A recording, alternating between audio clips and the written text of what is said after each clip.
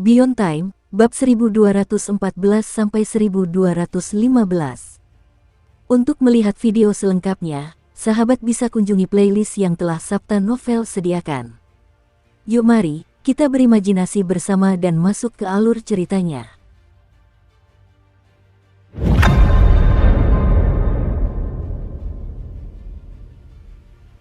Alam semesta Chaotic Sky adalah rumah bagi keluarga kerajaan Chaotic Sky. Klan ini memiliki bakat luar biasa. Anggota klan mereka memiliki kulit yang setengah merah tua dan setengah biru langit, serta memiliki 4 kepala, depan, belakang, kiri, dan kanan. Perawakan fisik mereka sangat besar, dengan bayi yang baru lahir menjulang setinggi 1000 kaki, orang dewasa mulai dari 10.000 kaki, dan yang benar-benar luar biasa mencapai ketinggian 100.000 kaki. Yang tak kalah menakjubkan adalah jumlah penduduk mereka yang sangat besar dibandingkan dengan ras lain. Kultivasi mereka tidak memerlukan teknik atau metode eksternal. Dengan hanya mengandalkan warisan yang tertanam dalam jiwa dan garis keturunan mereka, mereka dapat secara naluriah menyerap esensi asal dari cincin bintang atas. Semua ini terjadi karena sumber dari ras tersebut adalah dewa yang sejati. Oleh karena itu, pada masa itu, klan ini telah menyatukan alam semesta langit kacau. Dalam hierarki ilahi kuno cincin bintang kelima, mereka termasuk di antara anggota-anggota terkemukanya. Namun, dengan perang antara makhluk abadi dan dewa yang melanda cincin bintang kelima, keadaan berbalik. Saat para dewa ditaklukkan dan makhluk abadi bangkit mendominasi, semua kejayaan yang pernah dimiliki klan ini menjadi kenangan masa lalu. Dewa sejati mereka telah ditindas. Rakyat mereka, yang memilih untuk menghindari konflik dan termasuk di antara kelompok pertama yang menyerah, diizinkan untuk bertahan hidup setelah perang. Sebagai imbalannya, mereka diberi wewenang untuk mengawasi alam semesta langit kacau dan dianugerahi gelar Keluarga Kerajaan Langit Kacau, sebuah tanda kehormatan. Keluarga kerajaan semacam itu sangat banyak di seluruh lingkaran bintang kelima, masing-masing diberikan status mereka karena jasa yang terpuji. Namun, bagi klan-klan tersebut, cincin bintang kelima memberlakukan beberapa batasan yang diperlukan dalam garis keturunan mereka.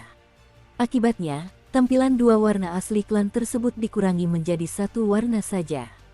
4 kepala mereka dikurangi menjadi 2, dan perawakan mereka yang menjulang tinggi didefinisikan ulang, dibatasi pada ketinggian maksimum 1000 kaki.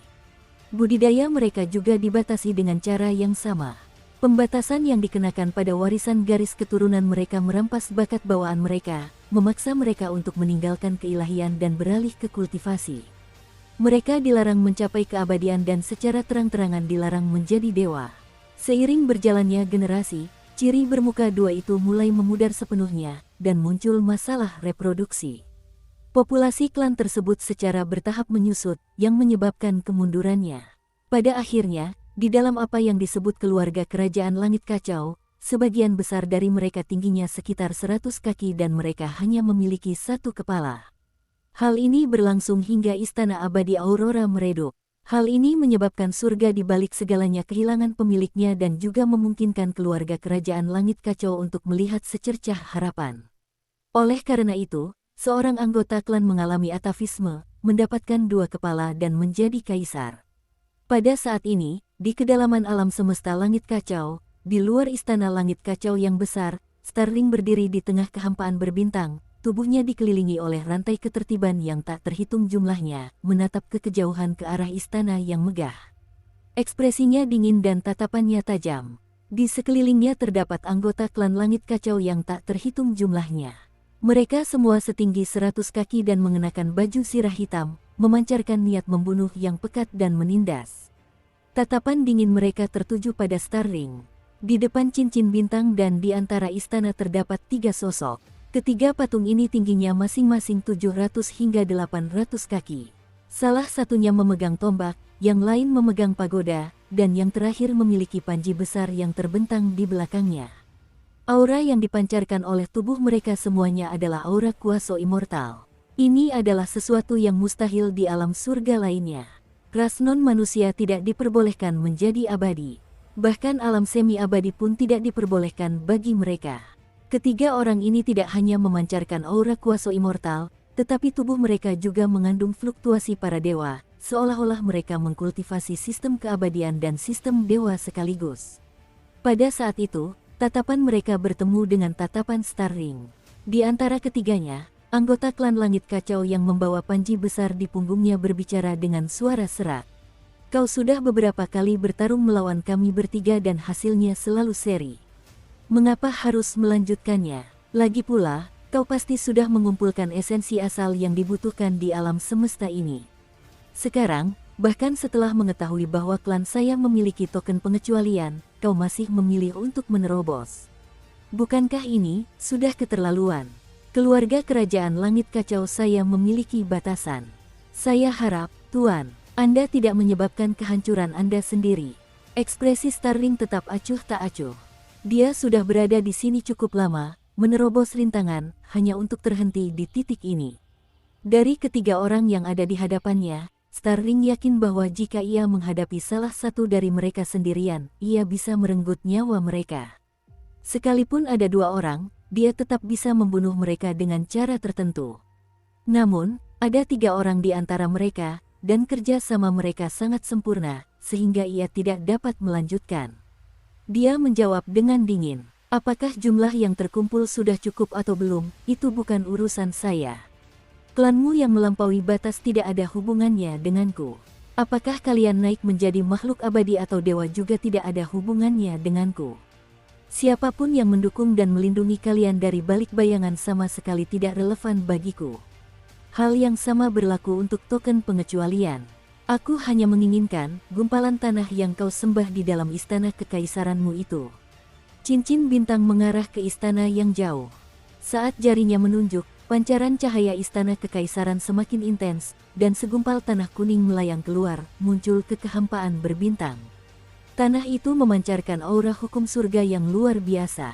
Kamu mau ini? Sebuah suara berat yang mengandung sedikit nada ejekan bergema dari istana. Di dalam istana kekaisaran, sosok menjulang Kaisar Langit Kacau, berdiri setinggi 1000 kaki, seluruh tubuhnya berwarna merah menyala dan memiliki dua kepala, satu di depan dan satu di belakang, mengeluarkan tawa kecil. Aku tidak bisa memberikan relik raja sejati keempat kepadamu.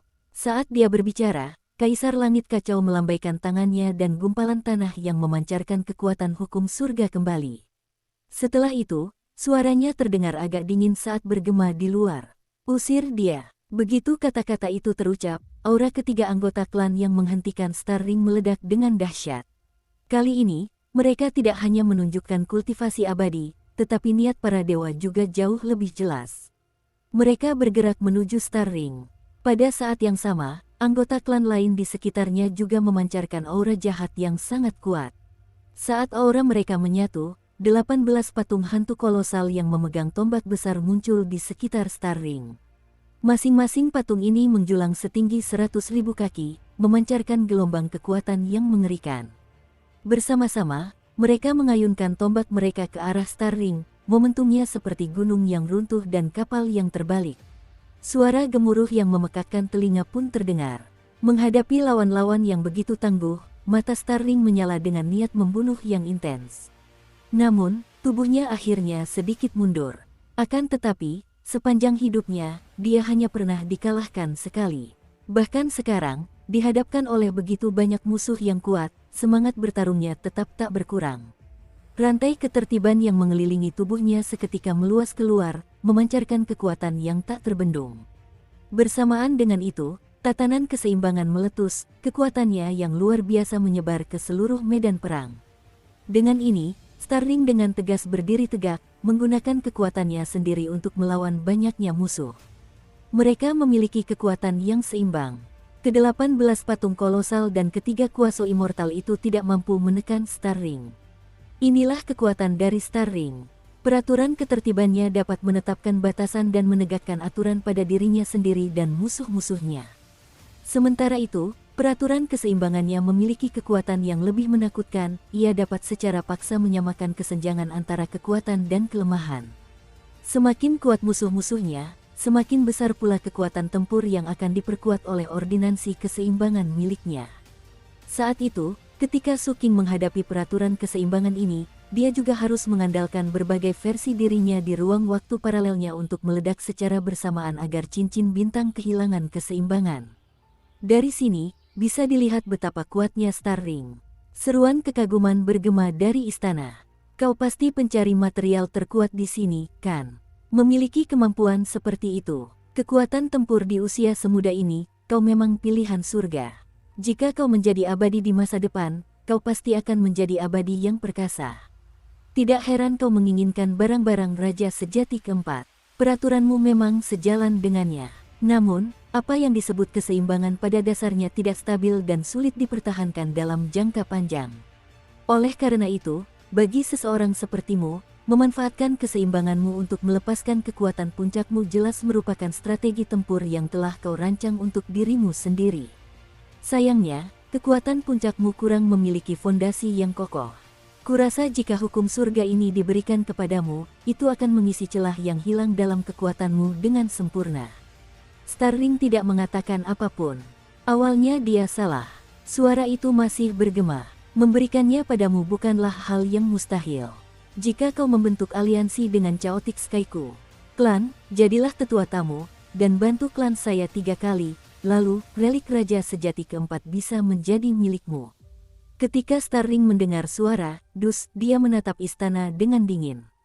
Tatapannya seperti menatap seekor semut. Sebuah ras non-manusia biasa dengan garis keturunan penuh dosa berani berbicara tentang aliansi denganku. Begitu kata-kata itu terucap, kemarahan terpancar di mata semua anggota klan Chaotic Sky di sekitarnya.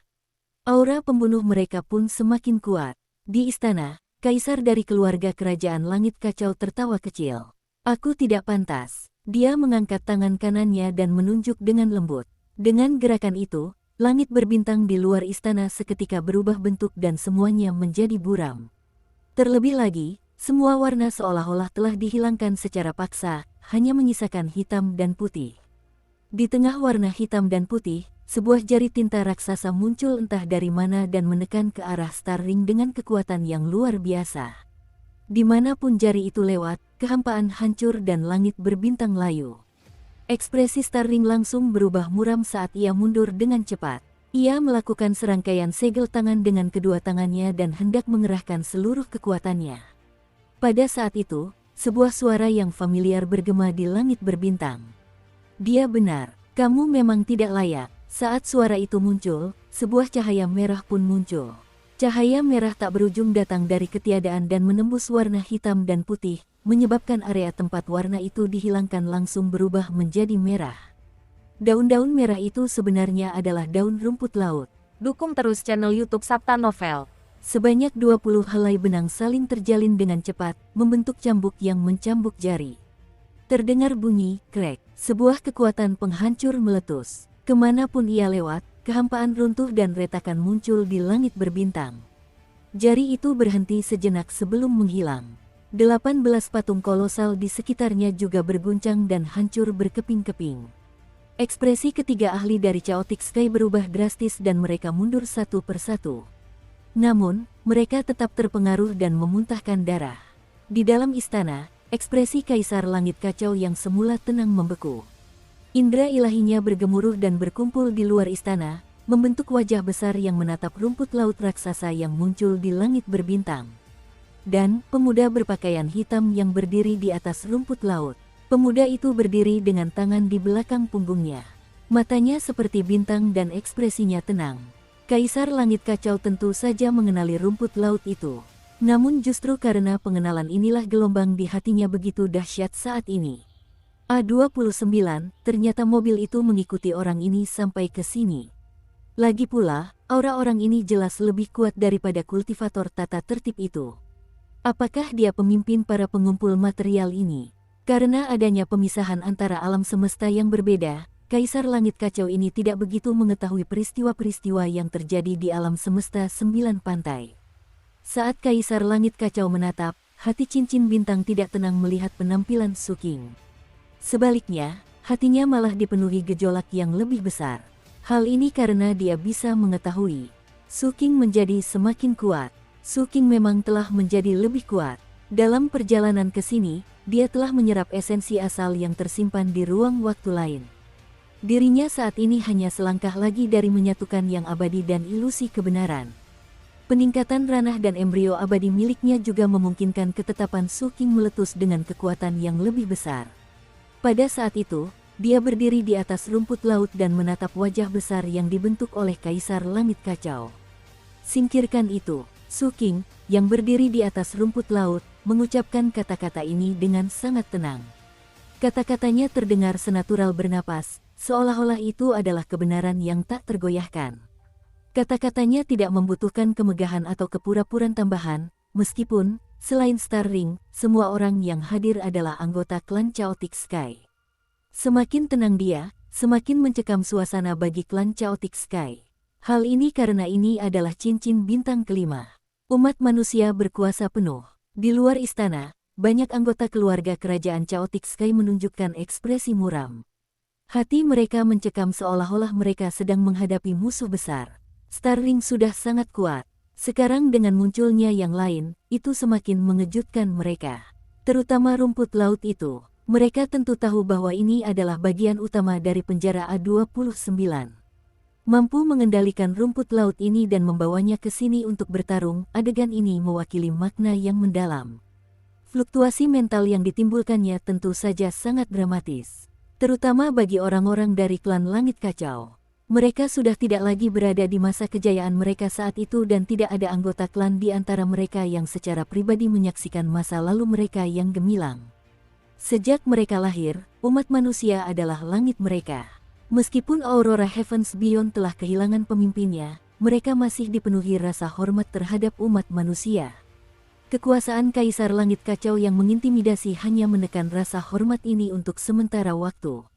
Namun, di hadapan seorang manusia yang benar-benar perkasa, penindasan tersebut pada akhirnya terbukti sia-sia. Pada saat ini, sikap tenang Su King, kedatangannya yang berwibawa, dan gema kata-katanya yang bergema di seluruh langit menyebabkan para anggota klan Chaotic Sky ini mengingat kembali kekaguman bawaan mereka terhadap umat manusia. Sebagian dari mereka sudah secara naluriah menundukkan kepala. Inilah sikap tunduk yang terukir dalam darah mereka. Ini adalah metode penting bagi manusia di cincin bintang kelima untuk mengendalikan ras non-manusia. Semua ini terlihat jelas dari wajah besar yang dibentuk oleh Kaisar Langit Kacau. Oleh karena itu, dia terdiam. Dia menatap Su King. Setelah itu, cahaya lembut berkedip di antara alisnya, dan sebuah token terbang keluar. Token itu memancarkan cahaya putih lembut. Di bagian depannya terukir kata, bebas. Sedangkan bagian belakangnya mengeluarkan suara samar cahaya roh yang masih terdengar. Klan kami menerima anugerah dari surga cahaya roh bertahun-tahun yang lalu. Kami berjanji setia kepada tokoh besar dari cahaya roh dan dianugerahi tanda ini. Dengan ini, kami dibebaskan dari segala bentuk penagihan. Kaisar Langit Kacau itu berbicara perlahan. Saat suaranya bergema, cahaya putih yang dipancarkan oleh perintah pembebasan itu tiba-tiba menyebar, menyelimuti istana dan mengisolasinya dari dunia luar. Istana Kekaisaran Klan Langit Kacau yang melayang di langit berbintang ini sebenarnya adalah pintu masuk ke wilayah Klan Langit Kacau. Su King pernah mendengar Star Ring menyebutkan token pengecualian ini sebelumnya. Meskipun dia tidak mengetahui detailnya, dia berpikir bahwa karena token ini dapat diberikan dan diambil oleh Kaisar Langit Kacau seperti ini, token ini memiliki makna. Selain itu, dalam perjalanan ke sini, dia telah mengirimkan suaranya kepada Zhou Zhengli dan mengajukan beberapa pertanyaan kepadanya. Zhou Zhengli memiliki banyak informasi dan menceritakan semua yang dia ketahui kepada Su King. Di cincin bintang kelima, ada beberapa ras yang mendapatkan perintah pengecualian berbeda dari alam semesta karena berbagai alasan. Secara umum, ketika pengumpul material bertemu dengan ras-ras tersebut, mereka hanya bisa memilih untuk mundur. Namun, kilatan gelap muncul di mata Su King. Menghadapi surat perintah pembebasan itu, dia mengangkat tangan kanannya dan mengeluarkan slip giok misi khusus yang diberikan oleh Raja Racun. Atas perintah penguasa abadi 9 pantai, temukan es mistis 9 warna yang mampu memadamkan api Dewa Agung. Pada saat itu, Su King menatap Kaisar Langit Kacau dengan dingin dan berbicara dengan tenang. Masalah ini menyangkut hal yang sangat penting. Saya menduga klan Anda memiliki barang ini dan ingin menyelidikinya sekarang. Begitu Su King selesai berbicara, slip giok misi khusus di tangannya langsung berkedip, memancarkan gelombang cahaya yang menyapu. Setelah cahaya putih dari token pembebasan bersentuhan dengan cahaya ini, cahaya itu langsung berubah bentuk. Pada saat berikutnya, cahaya putih dari perintah pembebasan itu benar-benar menghilang, tidak lagi menyelimuti istana. Para anggota klan Chaotic Sky di sekitarnya mungkin tidak langsung bereaksi, tetapi ekspresi Kaisar Chaotic Sky berubah. Adegan ini melampaui penilaiannya. Biasanya, token pengecualian yang dimiliki ras mereka sudah cukup untuk membuat para pengadaan material mundur, jadi dia tidak menyangka manusia di depannya ini memiliki misi seperti itu. Hal ini membuatnya merasa bahwa itu agak tidak masuk akal. Dukung terus channel YouTube Sabta Novel. Makhluk macam apa sebenarnya penguasa abadi 9 pantai itu? Dia sampai membiarkan kultivator semi-abadi mengumpulkan es mistis yang mampu menghancurkan dewa tertinggi. Api, dia tidak percaya. Namun, slip giok misi itu berisi tanda khusus dan asli. Reaksi dari perintah pembebasan itu juga membuktikan keasliannya.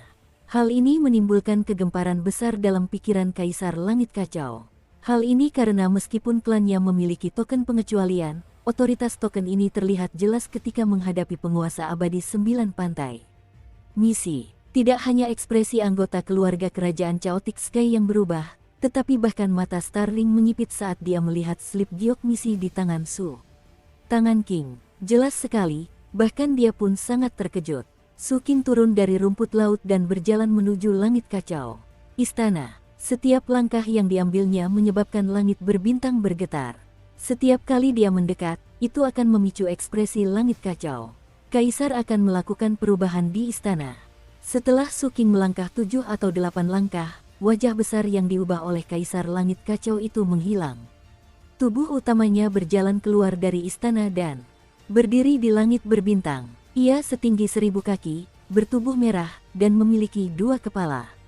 Saat ia muncul, fluktuasi kultivasi yang menakjubkan tiba-tiba menyebar, berubah menjadi penghalang yang mendarat di depan Su King. Su King berhenti di tempatnya dan dengan tenang menatap Kaisar Langit Kacau. Anda ingin menghalangi penyelidikan saya? Kaisar Langit Kacau menatap Su King dan berbicara dengan suara rendah. Ras saya tidak memiliki es 9 warna. Kita akan tahu setelah kita menyelidiki.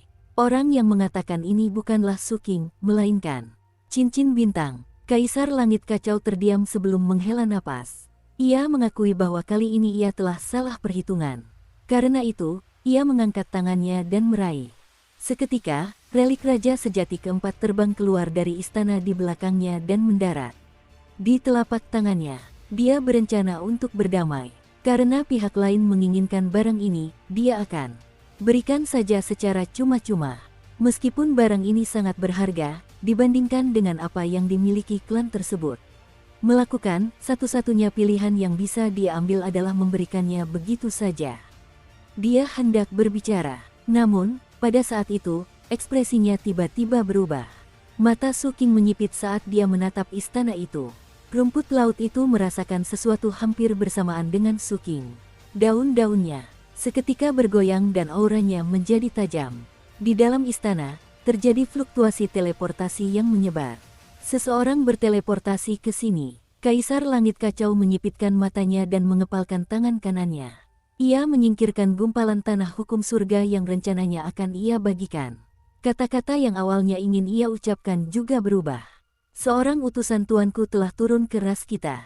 Mengenai masalah di sini, klan Langit Kacauku akan mendengarkan perintah tuan. Pengaturan. Saat ia berbicara, Kaisar Langit Kacau berbalik dan membungkuk ke arah istana. Semua anggota klan di sekitarnya menundukkan kepala dan memberi hormat. Segera setelah itu, fluktuasi teleportasi menjadi semakin kuat. Di tengah gemuruh, sebuah pilar cahaya besar turun dari kehampaan di atas istana, mengaduk lapisan gelombang. Su King sudah terbiasa dengan pemandangan ini. Ini persis sama seperti teleportasi yang dia gunakan untuk kembali ke alam semestanya. Pada saat berikutnya, ketika pilar cahaya itu mendarat, sebuah aura yang sangat dekat dengannya muncul. Seorang dewa rendahan bangkit dari istana. Aura ini sangat menakutkan, menyebabkan langit berbintang berkerut. Segala sesuatu di sekitarnya dipenuhi oleh energi abadi yang pekat. Segala sesuatu yang berhubungan dengan dewa ditolak oleh energi abadi ini. Itulah penyebaran embrio abadi. Orang ini hanya selangkah lagi dari berubah menjadi makhluk abadi. Ekspresi Starling tampak serius, dan Su King mengerutkan kening. Setelah itu, gerbang istana yang menjadi pusat perhatian semua orang tiba-tiba dibuka. Sebuah kekuatan dahsyat meletus dari dalam. Itu seperti magma yang menyembur keluar dari gunung berapi. Di tengah gemuruh, seorang petani paruh baya berjubah merah berjalan keluar dengan sebuah ekspresi dingin. Setiap langkah yang diambilnya menyebabkan langit berbintang bergetar. Saat dia benar-benar pergi, Kaisar Langit kacau dengan hikmat. Ia membungkuk. Anggota klannya juga menunjukkan rasa hormat yang tak tertandingi. Salam, Yang Mulia. Aura orang itu menakutkan dan seluruh klan Langit kacau membayar.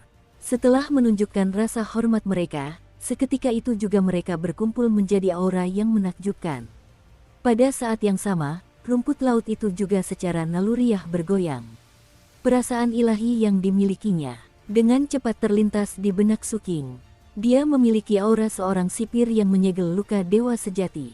Ketika Su King mendengar ini, dia menyipitkan matanya. Adapun pria paruh-baya berjubah merah yang keluar dari istana, ia mengamati sekelilingnya dengan penuh keanggunan yang tak dapat dijelaskan. Pandangannya tertuju pada rumput laut dan kilatan aneh muncul di matanya. Setelah itu, dia menatap Su King yang berada di depan rumput laut. Kaulah yang bersekongkol dengan tanaman sialan ini untuk mencuri benda suci tuanku. Makanan. Begitu dia mengucapkan kata-kata itu, Kaisar Langit kacau, yang menundukkan kepalanya. Ia berkedip saat tenggelam dalam pikirannya. Ekspresi Starling muram saat dia menatap kultivator paruh baya itu. Tata tertib di tubuhnya mulai beredar.